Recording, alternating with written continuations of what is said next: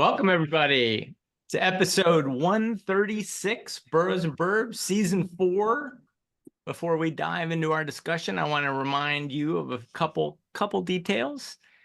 First, I want you to visit our sponsor. I'm going to hit, let's see, share screen, show you what they're all about. Boom.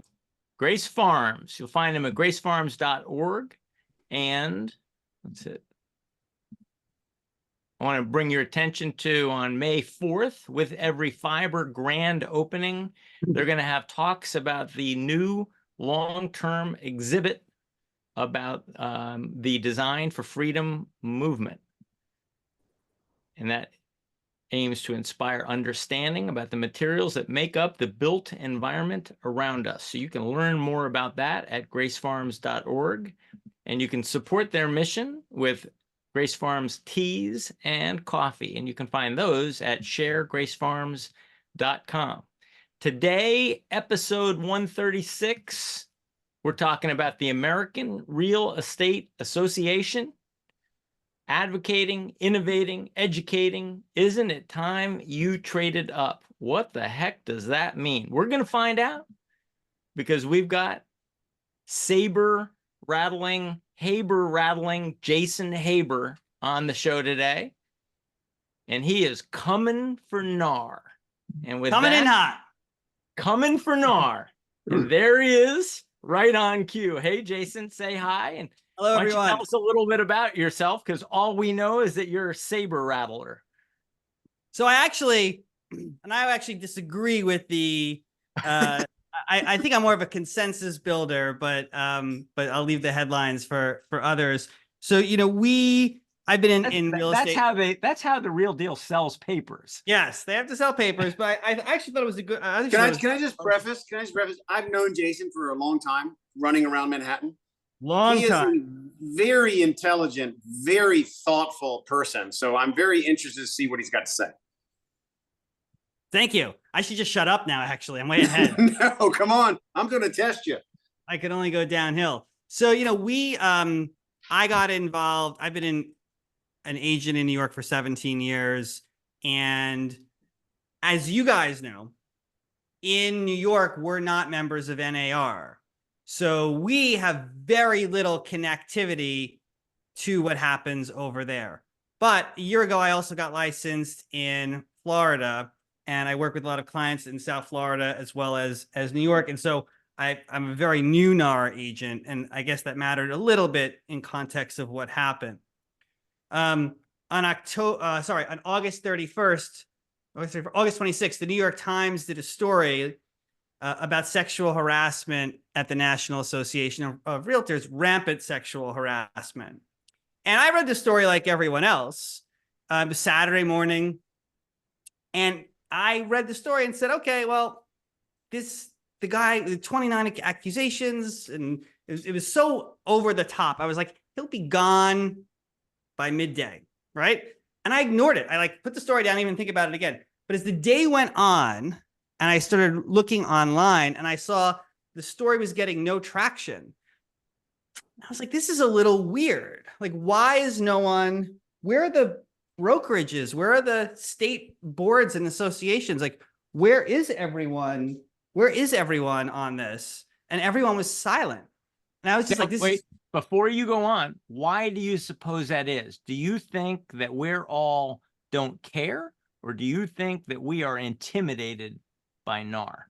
So I can tell you at the time, I had no idea what the answer was. In retrospect, I found out that there was a lot of intimidation, that no one wanted to be off sides. No one wanted to cross NAR. What we don't realize in New York is that NAR is the biggest trade association in the United States of America. NAR is the biggest political contributor in the United States of America. NAR takes in $350 million a year in revenue, according to their last 990 form. The biggest trade association in the country. And crossing them, no one wanted to do.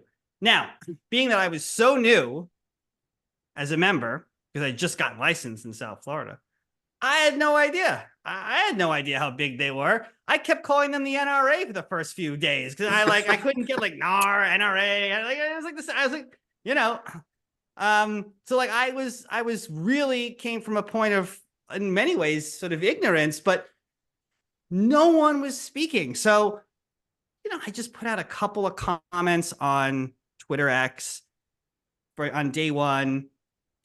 I retweeted a few things. And then on Sunday, I said, wait, this is nuts. Like, no one's saying anything. So I created an online petition calling for the then president of NAR to resign. And the petition gathered some speed and momentum. 2 days later, he was gone. Okay. So I was done, right? Like, the guy who was accused of harassment is leaving. I did my little part, and I can move on. The New York Times, on writing about his resignation, covered my petition. And that was how my name sort of got out there a little bit in the public square on this. And instead of that being the end of my advocacy, it turned out to be the start of my advocacy. And it was the start because that day, women started to reach out to me from around the country, all over, Wisconsin, Florida, Texas, New York, Virginia, Maryland, California, Portland. And they all had stories of sexual harassment, assault, rape. And their message was to keep going. And their message was that this former president of NAR wasn't the disease, he was a symptom of larger cultural rot. And I started to get private messages. I had to download all those, like the private messaging apps, Telegram and Signal. There were some people who, to this day, who I still am in communication with, are anonymous. I don't know who they are. They have pseudonyms. So I decided to do more, and I didn't know what to do precisely, but I convened a working group, about 20 people. Some were NAR insiders, some were victims. And I said, what are the 4 things that they need to do now to reform? And we came up with a 4-point plan. We put it out there as a petition, and we created a day of action where we protested and held a press conference with other elected officials and leaders in Chicago. This was all in September. And we started to make strides. We called for some people to resign, retire, fired, whatever it was, just to leave. They left. Let me just pause and make sure I understand. So you file the petition, and then you realize it's not just a petition about removing the individual. The individual isn't enough. We've got a problem with the organization. And from what I hear you saying, the organization at its core has got a culture problem. And what I'm hearing is it was arrogant. It's an arrogant, powerful organization. And just removing the head of it wasn't going to change that.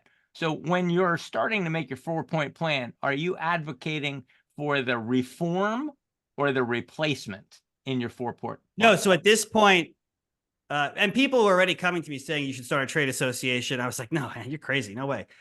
We were just doing reform. And so we focused on a 4-point plan. By October, 3 of the 4 points had been in some degree adopted. The 1 point that they never made any changes to was the release of women from NDA. Women they had a system of one-party NDAs. So two parties are in a dispute, and only one party had to sign the NDA. You can imagine which party that was. And so the problem with that structure is, in this case, the man is free to go into the public square and declare his innocence and declare that those who are spoken out against him are liars or whatever you want to say. But the other side, they're not allowed to speak because they're under contractual NDA. And so I was advocating for that to be released, and still am. I still haven't done that. But anyway, so to that point, though, your effectiveness in execution was fast. Very fast. Yeah. So, and this was sort of, we came out of nowhere, I think if NAR had come to me probably in like the first 2 weeks and said, hey, like, you're really making changes, like, join our board. or would like to see you involved. They probably could have co-opted me. You know, I'm on the board of NAR. Oh, look at me. Oh, I get to go to conferences and drink for free or whatever. So sure, like I would have, I probably could have been had in the early days. There was no plan, right? This was all ad hoc. This was all one day at a time. Let's do this. Let's do this. Let's do this. Like shooting from the hip. And so I have a political background. Can you tell us about that a little bit? Just brief. Yeah. I've worked. I've held multiple positions in New York State, in the Democratic Party in New York State, from state committee, district leader, delegate to the conventions. I worked for a number of elected officials in New York. I got my start in Washington, D.C. when I was in college. I worked for Lanny Davis, who at the time was special counsel to President Clinton. And so I have a background not only in public policy. I taught at John Jay College for a number of years after getting my master's degree from the International Affairs School at Columbia. And so in parallel to my real estate career, I've always been politically active and engaged, maybe more behind the scenes. So people didn't like know about it, but you know, most of the electeds, a lot of the electeds in New York are good friends of mine, the state legislature and the city council and so on. And so I was using sort of the skills of my sort of government, academia, political background, media background, and putting them to use here. And like, we worked very quickly, to your point. Like, we were making really good progress, and thousands of people had joined what we now were calling at the time the NAR Accountability Project. And I was kind of caught off guard at how fast we were making changes, because like this was, you know, NAR is a very big organization. And well, back to the timeline, you know, you put out your 4-point plan and you've done so quickly, and you're advocating for a reform and they don't respond. At what point do you make the leap to say, let's make a American Real Estate Association instead of let's fix them? I mean, let's say we can't fix them, but they become less relevant. Do we even need a NAR? Do we even need an American Real Estate Association? AREA. Do we call you AREA or AREA? So we're just going by American REA. We're figuring out an acronym, maybe American REA. That's sort of a little lower on our list REA to figure that out. But maybe I like American REA. We'll see. I like American REA. Okay. We'll see where we end up landing. So at what point do you make the leap that we need a new one? So the leap came the day of the lawsuit verdict, because NAR made very clear they were going to win. They were confident in victory. We got this. Instead, the verdict came down shorter than a flight from Palm Beach to LaGuardia Airport. 2 hours and 25 minutes that jury was out. And there was no break glass plan. Like, okay, we lost. Here's what you got to do now. Nothing. The industry was scrambling. And here we are months later, we're still scrambling with, you know, Zillow's trying to come up with a solution that was just announced yesterday, and all the firms are trying to figure this out. It's been messy since then. So after the lawsuit verdict came out, that was when things changed. Now, the lawsuit and the issues surrounding them are completely separate from the sexual harassment issues that I was working on. But in fact, they're inextricably linked, because they both speak to an organizational rot within NAR. And they both speak to the deficiencies that come along the way. The organization had become very bloated over time, very bureaucratic. And by way of example, Apple has 8 members of their board of directors. IBM has 12. Do you know how many members of the board of directors there are at the National Association of Realtors? Take a guess. No, nobody knows. Throw out a number. 30. 30. Anyone else? 5. 5. Okay. 1,475. I saw that. Look on their 990 form. That's not a board of directors. It's a Politburo. Why does any organization need 1,400 plus members of their board of directors? No one's been able to explain that to me. As an organization outside of New York City, 99% of all agents are members of NAR. It's the only trade association that you're required to be a member of. 17% of doctors are members of the American Medical Association. 15% of lawyers are members of the American Bar Association, but 99% of agents are members of NAR. Because we're required to be. I mean, out here in Right, but- Connecticut, it's a requirement to get access to our MLS. And you said that's not the case in New York City. Is it not the case in any of the other major markets where they're So, not part of This the is NAR this is umbrella? the big change that's going to come. And just last night, RealTrax, which is the MLS provider for Tennessee, or a large chunk of Tennessee, announced, I think starting in 2025, non-realtors will be able to access the MLS, which means I don't need to pay my realtor fee. I can just pay to join the MLS. So this is the bifurcation that I think is going to happen across the country that may lead to the demise or the diminishment of NAR, because not 99% of those folks want to be members. When polled, 85% said they didn't want to be a member. But begs the question, why do we need any organization at all? If Tennessee has decided, well, we don't need the umbrella organization, we're going to allow anybody to be a member. Why do I need we're incentivized to have a trade association as an industry when it comes to advocating for federal policy, state policy, local government. There are so many issues that are around the country that we need to be involved in right now. Real estate is such an important force in the American economy. To not have a trade association advocating for us would be a great mistake. And so that's why we think it's important to have an association. But is this a role for one entity, or for, I mean, are you like the live golf of, real estate, like you're coming in with a brand new concept and idea and it's taking off, completely bending, warping what we've known? Like, as far as NAR is concerned, I could care less. I don't even think about it because we're in Manhattan. But that's why I was curious is how you even cared. And then the fact that you were in Florida makes sense. Yeah, listen, I don't know. I understand the live golf analogy, as flawed as I think it probably has, but if the Saudis want to invest, they know how to reach me. But I think that there's no rule that says you have to have one national trade association in this country. You could have 2, you could have 20. We've just been dominated by one for over 100 years.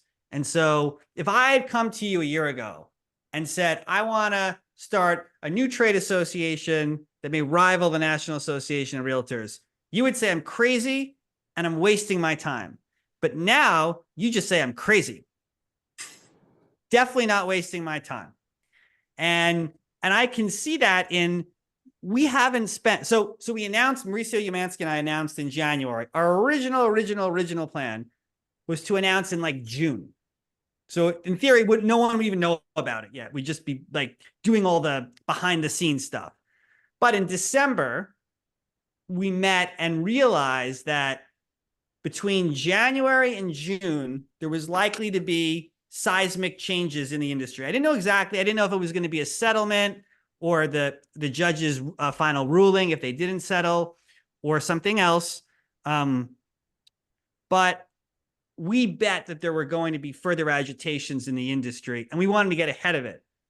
And we also, just from building a new venture, we knew that we're not smart enough that we're the only people thinking of this. And we figured there were other folks percolating. And so we announced first. Obviously, we made a very big splash in the New York Times. And since then, there was a poll done, and now it's like 6 weeks old. So the numbers are higher now. 40% of the industry has heard about the American Real Estate Association, and 27% of the industry is considering joining. This is a poll that was conducted by Inman. Now, the reason that's fascinating is that before Boroughs and Burbs promoted this show? Yes, well, that's that 40% penetration. That was it too. We did send out a lot of emails. What I find, well, that's amazing. What I find is that we haven't spent $1. Like, we don't even, like, not $1 on customer acquisition, marketing, branding, anything. And 40% of the industry, we've penetrated that much. 40% of the industry knows about us already without spending a dime. So imagine what our growth is going to look like when we actually try and invest in customer acquisition. We're going to grow significantly. And by the way, we're not even ready for that yet. So, you know, we've had everyone who's joined us, it's over 4,000. I don't even track the dailies because it's not that important, but I know it's over 4,000 members by now. But they've just enrolled with us. We haven't reached out to them. Like, they've come to us all organically. 4,000. Once we start meeting with the firms, we have meetings soon where we're hoping we'll get like firm-wide enrollments and joining. That number will grow significantly. And we just haven't been ready for it yet. There's a lot to do when you're starting a new trade association. And we've invested the time with our lawyers and accounting and financials. And, you know, we've been very busy on the back of the house stuff, let's call it, the last few months. But at the same token, we've been very visible in the marketplace. I mean, like, you know, I said to you, like, I mean, I was very happy to, you know, to come on your program. You know, I'm not able to do most of the requests because we just be doing, you know, interviews, you know, we're doing multiple a day. It's just not feasible for the schedule. But so instead it's one a week max. So but we're since really, you announced in January, a lot's happened. So there was a bombshell in January. You announced as a response to the losing of the lawsuit. Since then, a settlement was proposed, and several of the major firms have also made settlements. So the main issue, and tell me if I'm wrong, is one about buyer's agent, the role of the buyer's agent. So my first question is, do you have a different response to the role of the buyer's agent in the market than what we've heard from NAR? And so I first, think we should probably define what has their thinking evolved to, and how is it different from yours? I believe in this settlement, they made a Faustian bargain with the plaintiffs, and they were in self-survival mode. And they did what was best for the survival of the trade association, but not necessarily what was best for the industry, particularly the larger firms who had to fend for themselves and then come up with their own settlements. Otherwise, they'd be subject to massive penalties per the agreement. So first, there was this Faustian bargain. Second, when it comes to the buyer agreements, we're all now trying to figure out, this is all uncharted. There's going to be a lot of trial by error and trial error experimentation. You know, Zillow announced what they did yesterday with these touring agreements. No one knows what's going to work and what's not going to work, because we've never had to engage the buyer like this before. And every buyer is going to be a little different. Every buyer in different markets are going to be a little different. It's going to be a little uncomfortable out there until we settle down and figure this all out together. Because this is so different. But so it seems to me like right now, there's actually you don't necessarily have an agenda, a platform, etc. You're just like, let's stop this rotten apple and let's shift to some new thinking, new management, make it cleaner, make it more efficient. And then we can start to really think about what our industry really needs as a collective without all of this, you know, this mountain of bureaucracy that's what it's been.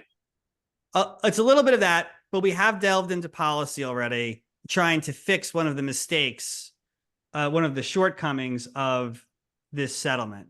And one of the shortcomings of this settlement is that, let's look at veterans, for example. So the VA loan guarantee program specifically prohibits buyers from financing the cost of their agent, or even sellers for that matter. So we're about to have a situation where the veterans of this country, who through the loan guarantee program, one of the most successful federal government programs out there we have, by the way, are about to be disenfranchised from the program, because if they have to pay for their own agent, the VA program specifically prohibits it. So that means they'll either have to go on their own and risk being, you know, getting their clock clean negotiation, or we disenfranchise them and they don't buy in the market. Or they go on their own, they lose out in negotiation. So we've sent letters to the VA. We've been in communication with the House Subcommittee on Housing and Insurance. We're proposing hearings in Congress right now because the fix for this is complicated. It would be probably both regulatory and statutory, which in Washington speak is a whole lot of changes to laws and procedures. So, but we are working on that, and I'm hoping that we'll be able to testify before Congress on this in short order. And so I do think there are going to be these latent consequences of the settlement that are potentially very harmful for buyers. I think we should be protecting the veterans of this country as much as possible, and this agreement does not protect them. So, so that's something that that we're working on now. Again, these are early days. So yeah, are we out there on every single policy issue right now? No, because we just we can't be. We will in time as we grow. But I thought this was an important place to start. Well, there are two things that were important to start. This was important. And then also, and this was awkward for me being a Democratic activist, I did create a video a few weeks ago where I was critical of President Biden, who called on, his words were, he called on realtors to lower commissions, which that would be a cartel. If we can't raise commissions together, we can't lower them together. And I think there's this weird misconception about, and maybe it comes from TV, I'm not sure, about the agents are these like very rich, successful group. As a group, and around the country, the average income is $56,000 a year. That's $20,000 below the median income in this country. So calling on people who aren't making above the median income to make less, I don't think is a winning argument to make right now. And so I thought it was important that I come out as a Democrat and say that, and be above party, and look at the best interests of the industry, be it that makes me critical of a Democrat or Republican. I have to call balls and strikes as I see them. And so we are working on some policy issues too as we ramp everything up. We had a call earlier today with our board and about our education platform that we're building. It will be a while. That won't be ready till next year. But I think how many people are on your board? 1,303. Three. Okay, so a little smaller. Yeah. Okay. You know, Roberto sold a $41 million townhouse in New York, and I keep reading in the papers that he got paid 6% on that. So I'm doing the math, and I'm thinking, like President Biden, that Roberto, if he's typical of the New York agent, he's killing it, right, Roberto? Right. We're all getting 6%, aren't we? Right. All getting 6. All getting 6. So ask Jason about his 70 million asset. What percentage was that? Not 6. Way less than 6 on that sale. So in all seriousness, so once again, I think the power rests in the MLS. Really, it's the MLS in my case, it's Smart MLS or the New Canaan MLS or the Darien MLS. I can join one of them, but they set the rules. Okay, they're the ones who dictate that you've got to provide a level playing field. And the way they do that. Hold on. You just made a really interesting point, though. Okay. Okay. Who licensed you in the state of Connecticut? The state. The state. Okay. The state, just like in New York, the state license. Okay. You just named 4 different MLSs. Right. You're licensed by the state, but can you do business in Darien unless you're a member of the MLS? I can. I can do business anywhere in the state of Connecticut because I'm licensed by the state. You're licensed by the state. Do you have access to the MLSs? No. Okay, so I do not have access to the MLS unless I pay them. But that's my point. So you have to join 4. I know people who are members of 8 MLSs. That's the highest I've seen so far. I have a bunch of people at 6. I know one guy in California who's a member of 8 MLSs. To me, the MLS system is a restraint of trade. You're licensed by the state. You should be able to do business in the state and not have to join 96 MLSs to do your business. I grew up on Long Island. I should be able to, I can sell in Jericho, Long Island, just as well as anyone, or the Hamptons that I know very well, but I got to join. Now it's not LIBOR anymore, but whatever the name is now. I feel like I should be able to sell in a state where I'm licensed because the state licensed me, not an MLS. And so I don't like this idea that I have to pay multiple MLSs to do business on an even keel in the state. I should have access to the data of the state. Who's going to pay for that, though? The New Canaan MLS collects money from its members to provide a service. Right. I think the MLS system is going to be reformed. Probably with the New Canaan and Greenwich and Darien the smaller MLSs perhaps going away, and the halves will get bigger, the big ones will get bigger, and the small ones may go away. And that might happen. We might see national platforms come out. There may be other solutions, statewide. So how would that work? How would a national platform work? That everybody would have to subscribe to? I mean, like all of these little ones would then subscribe to that, and it's just a sharing platform. Potentially, I think there are a number of ways. I think like one of the problems. You know how many MLSs there are in this country? Like something like 800. But the problem is with APIs and innovation. Like most MLSs, the UX, the interface is ridiculous. Like if I showed you the MLS in South Florida and that's used in Palm Beach County, I would never send that to a client. It's like 1997. Like it's a joke.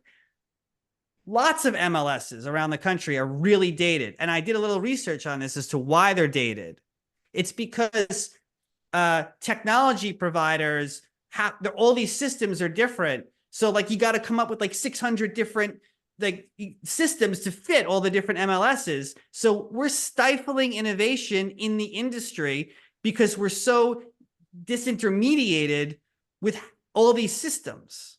I got to push back and say that some people watching this will say, well, if those MLSs go away, then Zillow and Realtor will take their place. Or Homes.com has very famously bought a few Super Bowl ads and is trying to do that. Yeah, trying to do that very thing, trying to become a national platform at the expense of the now, I'm going to say, crippled MLSs. That's right. Crippled because they no longer have a very powerful NAR, telling them what to do and watching their back. We're not aggregators, and we are the vanguards of the data in our industry, and we have to get our act together. And we have to do something that would combat what you just said.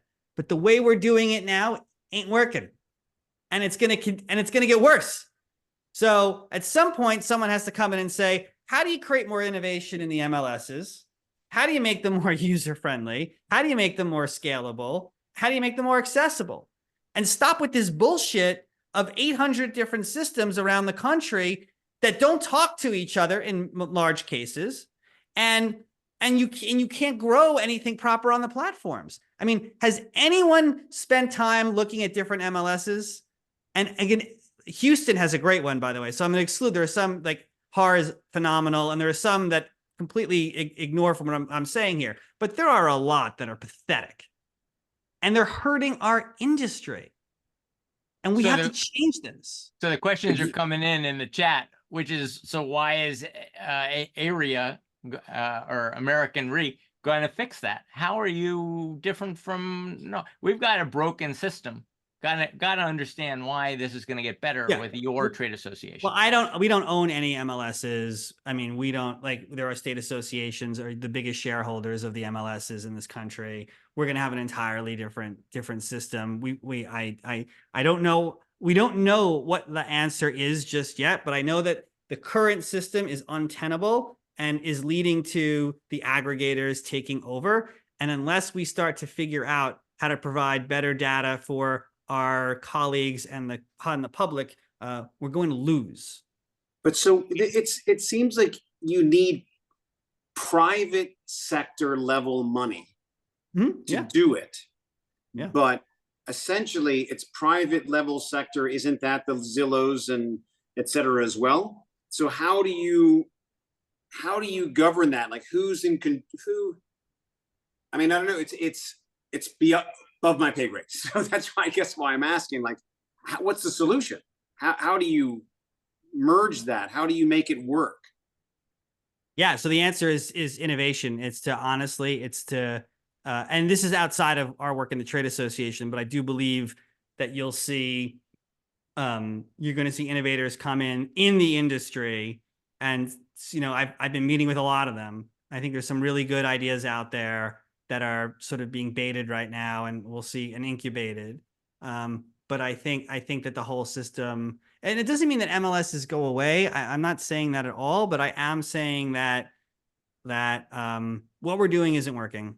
We're handing over our business to aggregators, and we're going to start paying them for our own business, our own buyers and soup to nuts. So I think we can be a part of helping, because I don't think NAR was helping them with innovation, because take a look at the product. I have yet to meet anyone outside of the 5 really good. Well, there's a little more than that. Over some of the really good ones that are out there, we're proud of how their MLS interface and share it with clients proudly, and like the tech tools and the innovation. Like, we're just so behind. We've always been so behind as an industry. I think the lawsuit and the major issue in the lawsuit was the compensation model had to evolve. And NAR, in its arrogance, said no. First, when challenged, they said no. The buyer's agent will be listed, compensation will be listed, and it will not be zero. And then when they lost a few rounds in the lawsuits, they said, fine, it can be zero. And now in the latest iteration, it will be eliminated from the MLS as a line item. There will not be any uniform promise of buyer's agent compensation. It's got everybody in the industry wondering what's going to fill that void. How are we going to do this if we don't have a uniform policy? I think it's the opportunity you have is to answer how you would evolve on this question, reform on this question, solve this. And yet the Justice Department has said, we don't want a uniform solution. We want buyer's agents to get paid based on the value they provide, and certainly not by the seller's agent or by the seller. Yeah, and we'll find out soon from DOJ what if they want to get further into this. So it really seems like a three-way question. Department of Justice has an opinion, NAR has an opinion, and you have an opportunity to come in with a differing opinion to differentiate yourself as being different from NAR. And so I'm very interested in how your thinking has evolved on the question of the buyer's agent, given the framework that DOJ has provided us, which is it can't be the way it used to be, and it can't be from the seller. But I think the problem with sometimes when government puts themselves into markets and they try to regulate them, we've seen the problems that can create. And I worry here that the government's coming in. By the way, we saw this in New York, the 2019 rent laws. Great intent, right? We're going to lower rents. Let's do it.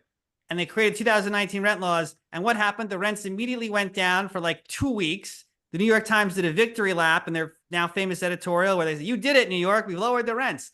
Here we are today. Rents have never been higher. Inventory's been destroyed. There are over 50,000 units sitting off the market. And we've gotten, it didn't work as intended. And so that's my worry about when government steps in into a market. We're actually working on some New York ideas that I'll be able to share soon to, I think, to get some of those vacant units back onto the market. But that's my fear, is the unintended consequence of government stepping in and then disenfranchising buyers. Like, okay, you're going to say buyers, you have to pay.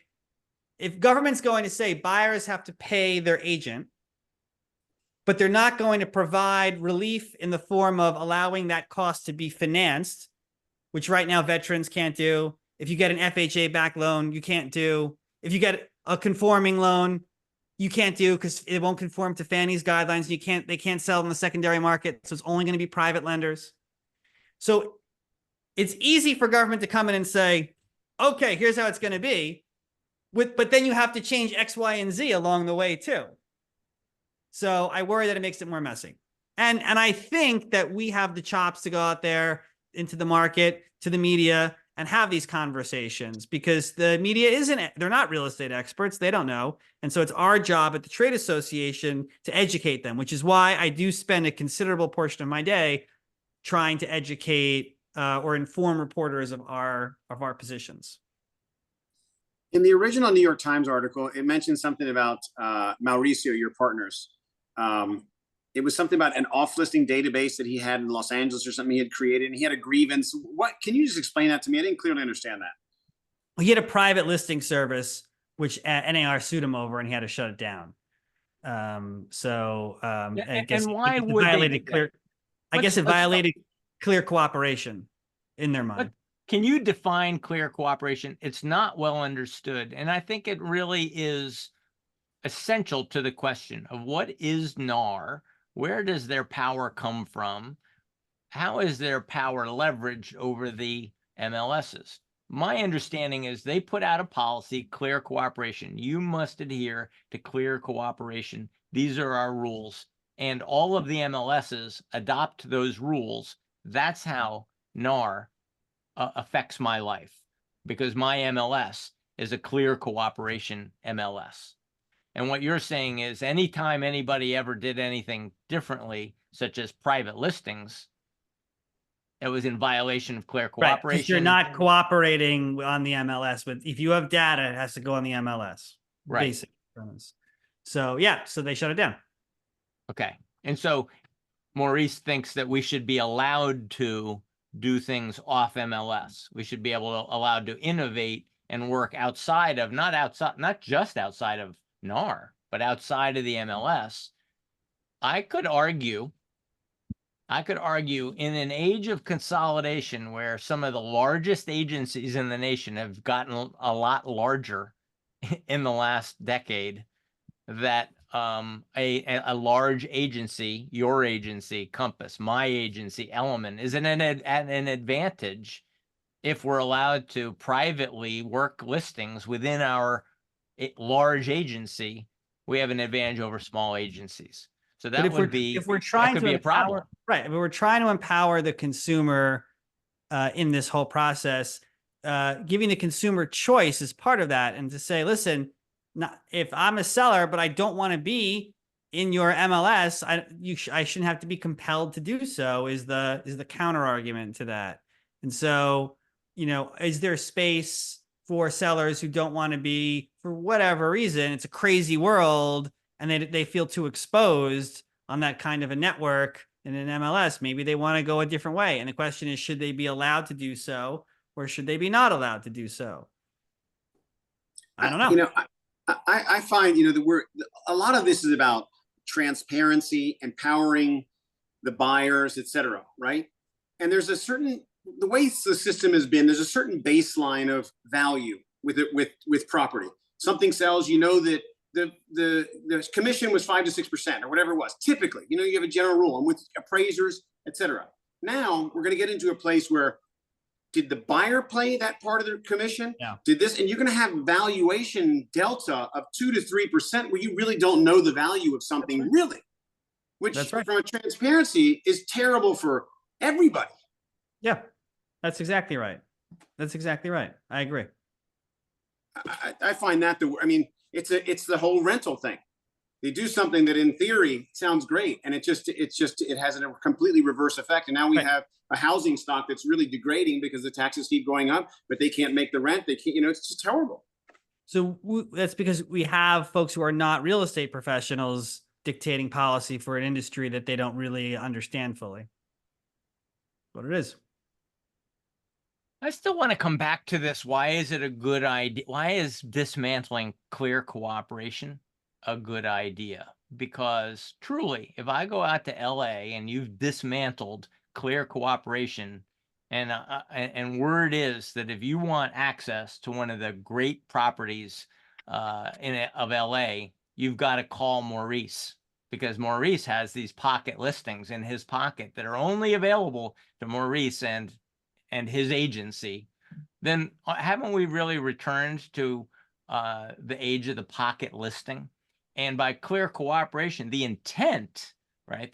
You can argue with the execution, but the intent of clear cooperation was that Maurice has to make it available to Element, and Element has to make it available to Brown Harris Stevens, and we all have to provide a level playing field. And that's what's best for the sellers and the buyers. Yes, so but aren't you dismantling that? No, because pocket listings of 30 years ago are completely different from pocket listings of today. 30 years ago, there would be no mechanism to really display or feature them, whereas there are today. If he wants to put it on a private website, or anyone wants to put on a private website, and that's where the seller wants to be, that's much different than you just got to call this guy and see what he's got, which is, I think, was the example you're using, which is how it used to be. There were always those big agents in New York back in the day, like, and they were legendary. Like, they were the vanguards of the data, which isn't But the we're way it going works. back to that technology notwithstanding. If I know when I get to LA, it's not enough to go look at Zillow and Realtor.com, aggregators of MLS data. I got to go to Maurice.com and see what he's got. And I probably have to call him now that the DOJ has said he doesn't have to pay a buyer's broker. I have to call Maurice for access to one of his 10 fabulous listings. Probably a good reason to have an agent who's experienced out there, who's a professional, who knows all the listings that are out there, public and private too, right? Good agent's gonna know. Just like John, it's just like Paris. Remember when we did the show on Paris? And also Duke in St. Bart's, same thing. He knows them all. And why I'm aren't we wondering doing this if show that's in a St. step Bart's? backward. We should tell Jason what we learned when we did our show on St. Bart's. They have what you're describing. They said 50% or less than 50% of everything available in St. Bart's is up on the website. If you want to know what's available in St. Bart's, you got to know a guy, and like our guest who knows all the other guys. And so it's a club. It's a club. And he said most of the listings in St. Bart's are not published anywhere. That's like where 70%, I think is what he said. 70% of them are not. Yeah. Right, but that's like a crazy high end. That's a very niche market. We would never see John, anything. don't worry, we know the guy. Yeah, but you know the guy. You'd never see anything like that in this country. Whoa, I could make the argument. I'm sitting here in Fairfield County where we've got 56 listings in New Canaan, a market that used to have 250 to 350. Of those, 56 are very precious. And if you know that 5 agents have all 50 listings and you have to call them, then not only is NAR got no power, the MLS has lost power, and your trade association will also cease to be relevant if we've gone backwards to where a few top agents and agencies hold all the cards. I think our trade association is going to earn its chops on policy and on legislative wins, and on the education platform that we're going to build and some of the other tools that we have in development. I think that the data of this industry is going to evolve how it's going to evolve, but I think it's going to change dramatically for the good and bad, maybe. Mostly, I think, for the good, though. So talk through some of the specifics on how, for instance, what are some of the needs of realtors? You talked about education. What are the needs of realtors that your trade association is going to address? One of the first things we're going to work on, and this is a little counterintuitive for a trade association, we think there should be less agents. We think there are too many. In 1978, the average agent did 12.2 deals a year. 1978. 2022, the last time this same data was available, the average agent did 7.8 deals a year. Why? With all the efficiencies, email, social, text, fax machines, whatever, since 1978, why is it that all these technological advantages make us do less deals than then? Shouldn't we be doing more? The answer is there are 5 times as many agents as there were in 1978. So we think that there are too many out there for too little deals, and that the industry would be better served by an industry of true professionals like yourselves, and not people who do it because they watch a TikTok video and think that they can make $1 million selling luxury real estate. Or what's the mechanism to contract those numbers? So the mechanism to contract those numbers is state by state changing the admission requirements, the licensure requirements, both for continuing education and for admission to the industry. We think that states, and we're going to be advocating in 2025 for the states to be raising their educational standards, making the exams more challenging, making the requirements more difficult. making the continuing education different. And I think that we can start to reduce agent count, which is so counterintuitive for a trade association because it means we're smaller. NAR got bigger on the backs of everyone because everyone was joining and everyone was paying them dues, right? So NAR benefited from this low barrier to entry where everyone became an agent. But the agents that they represented lost. There is no reason why today we should be doing less deals than we did in 1978, except for the fact that our trade association benefited from that growth. So we want to elevate the industry through higher standards on licensure. And then also we're building out a new education platform that I think will be really interesting to agents, not just for CE credits, but also just to elevate their standards. Part of our bargain with agents, our trade association will always be optional to join. Even if your firm enrolls you, you can leave or you can not renew the next year if you wish. But the whole idea is that we're going to ask you to elevate the industry. And if this isn't for you, you should leave.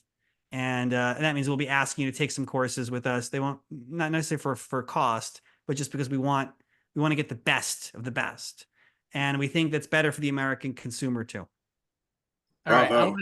I want to show the screen jasonhaber.com. I mean, in addition to going to americanrea.org, you can also find out more about Jason Haber. I got a plug for the book. And a plug for the book at jasonhaber.com. But in our last minute, I just wanted to express my sincere gratitude to Jason for joining us today and talking about this really important issue. I've never in all my career seen so much anxiety among agents over the future of our business and all this change. Huge amount of anxiety. So I have to applaud you for coming on the show, talking us through these changes. Yeah. If you love everything about real estate the way Roberto and I love, then please share the word, like it, subscribe to it. Please come back, tell all your friends to tune in to Boroughs and Burbs every Thursday, 3 o'clock. And I guess thank Roberto, you for having me on. If you're interested, visit americanrea.org. Sign up there. There's no cost 2024, and you won't get any spam from us. We won't never sell your data to healthcare providers or whatever the hell they do with the data. Jason, hats off to you for really stepping in and doing this, because you're really doing it for everybody, and that's I mean, it's your time, it's your expertise, and I can't imagine. I mean, I would never be able to do it. So I'm thank you for that. It's amazing. No, thank you. It wasn't planned. It's just how everything sort of unfolded. And I got a hard question for you as we got one more minute. How is this for business? I gotta think that you sticking your finger in the chest of NAR and my local MLS, and oh, by the way, in your spare time, sticking your finger in Joe Biden's chest and saying, now, wait a minute here. I mean, is this good for business, getting political? No. Okay. No. Is it good for book sales? You should see his videos. His videos are amazing. They're movies. Yeah. They're movies. But, we never know what comes of all this and how it all plays out. So I just think in being your authentic self, and then the rest sort of takes care of itself. So it's just me being me. Well, awesome. Thank you so much for being your authentic self with us today. And I wish you every success in New York. It's tough on an ordinary day, but even tougher when you stick your neck out. So thank you for all you're doing. Thanks. Thank you, guys. Thank you for having me today. Cheers, man. Thank you so much. Thank you, Roberto, and see you next week. Good to see you, Skipper. Cheers.